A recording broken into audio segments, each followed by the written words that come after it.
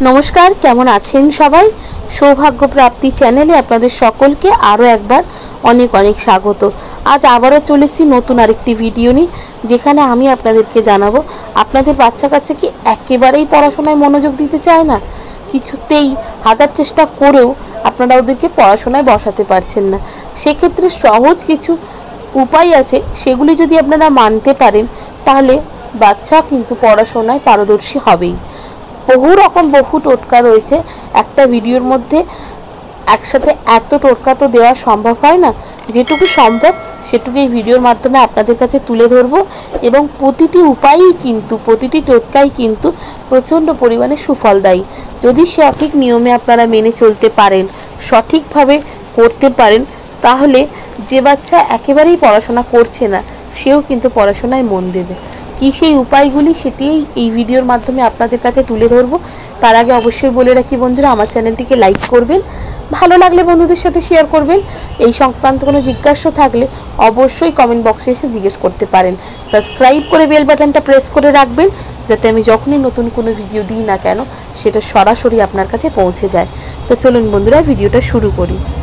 বাচ্চাদেরকে পড়াশোনায় মনোযোগ আনতে এবং প্রতিটা বিষয়ে তাদেরকে পারদর্শী করতে প্রত্যেকটি বাবা মাই চায়। সেক্ষেত্রে অনেক সময় দেখা যায় হাজার চেষ্টা করেও বাচ্চা কিন্তু মন দিয়ে পড়াশোনা করে না, কিংবা বহু চেষ্টা করেও তাদেরকে হয়তো পড়তেই বসানো যায় না। সেক্ষেত্রে আপনারা এটা করতে পারেন। বাচ্চা যদি খুব ছোট হয় সেটা তো তার পক্ষে করা সম্ভব হবে না, তার হয়ে তার মা অথবা বাবা এই কাজটি করতে পারেন। সেটি হচ্ছে বিদ্যার দেবী মা সরস্বতীর আরাধনা করতে হবে। একটি মন্ত্র আছে যেটা প্রতিদিন মা সরস্বতীর সামনে 108 বার পদ্মাসনে বসে ঈশান কোণের দিকে মুখ করে পাঠ করতে হবে। সেই মন্ত্রটি হচ্ছে ওম ঐং ক্লিং সরস্বত্যৈ নমঃ। মন্ত্রটি আরেকবার আপনাদের কাছে তুলে ধরব, সেটি হচ্ছে ওম ঐং ক্লিং সরস্বত্যৈ নমঃ।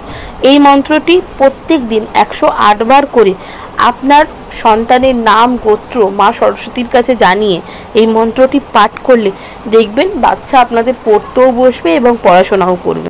অনেক ক্ষেত্রে হয়তো বাবা মায়ের কাছে সময় থাকে না, নানান রকম ব্যস্ততা থাকে। সেক্ষেত্রে পড়তে বসানোর সময় যে জিনিসগুলো আপনাদেরকে মাথায় রাখতে হবে সেটা হচ্ছে পড়াশোনা করার সময় বাচ্চা যেন সব সময় উত্তর দিকে মুখ করে পড়তে বসে, তাহলে কিন্তু পড়াশোনায় একাগ্রতা বৃদ্ধি পায়। পঞ্চমুখী হনুমানের পুজো করতে পারে। পঞ্চমুখী হনুমানের পুজো করলে পড়াশোনায় বিশেষভাবে পারদর্শী হতে পারে। প্রতিদিন নিয়ম করে 5টি তুলসী পাতা ভক্ষণ করতে হবে। তুলসী পাতার নানান গুণে সমৃদ্ধ যদি কোনো পাতা থাকে সেটি কিন্তু তুলসী পাতা। তাই অবশ্যই চেষ্টা করবেন যে প্রত্যেক দিন আপনার বাচ্চাকে যত কষ্টই হোক, হয়তো একটু বকতে হবে কিন্তু খাওয়ানোর চেষ্টা করুন। প্রত্যেক দিন নিয়মিত 5টি করে তুলসী পাতা, দেখবেন অনেকাংশে বাচ্চার পড়াশোনায় একাগ্রতা বাড়বে। পড়তে বসার সময় সব সময় চেষ্টা করবেন বাচ্চাকে কাঠের চেয়ার টেবিল ব্যবহার করতে দেওয়ার, এবং এটিও দেখবেন যাতে সেই পড়ার টেবিলের ওপরে কোনো ধরনের কাঁচ পাতা না থাকে। এই জিনিসগুলো যদি আপনারা খেয়াল করতে পারেন, এই নিয়মগুলি যদি আপনারা মানতে পারেন, তাহলে 100% বাচ্চার কিন্তু পড়াশোনায় মনোনিবেশ হবেই। আজকের এই ভিডিওর মধ্যে 5টি মাত্র উপায় আপনাদের সাথে শেয়ার করলাম, আরও রয়েছে। আমি পরপর আরও ভিডিওর মাধ্যমে আপনাদের কাছে নানান রকম উপায় তুলে ধরব। ভালো লাগলে অবশ্যই আমার চ্যানেলটিকে লাইক করবেন।